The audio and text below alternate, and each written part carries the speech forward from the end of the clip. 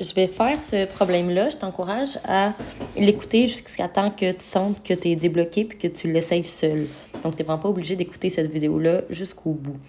Fait que trouve l'aire de cette figure formée par un carré ABCD. Donc, le carré, il est dans cette zone. Et par un parallélogramme. Donc, le parallélogramme, il est dans cette zone ici. L'aire du carré est de 5,76. Donc, 5,76 ici. Centimètres, ici, on devrait lire carré. Fait qu'il ne faut pas qu'on oublie l'unité à la fin de notre réponse. Fait que premièrement, qu'est-ce qu'on a comme information? C'est l'aire du carré. Donc, cette partie-là est déjà faite.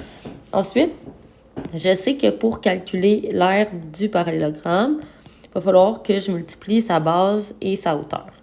Donc, qu'est-ce que j'ai comme mesure? C'est un de ses côtés, donc 5 cm. Et j'ai aussi une hauteur.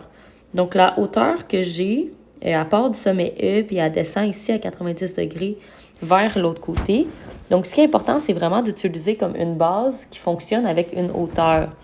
Donc, le côté qu'on aurait besoin ici pour pouvoir utiliser la hauteur de 3 cm, c'est ce côté-là.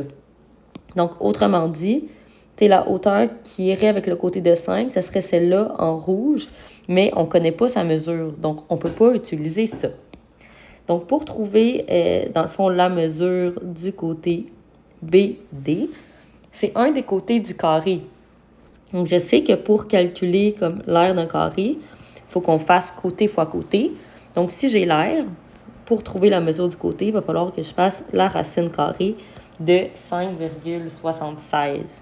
Donc, c'est ça ici qui nous permettrait de trouver le côté du carré. Et après ça, on aurait genre tout ce qu'il nous faut.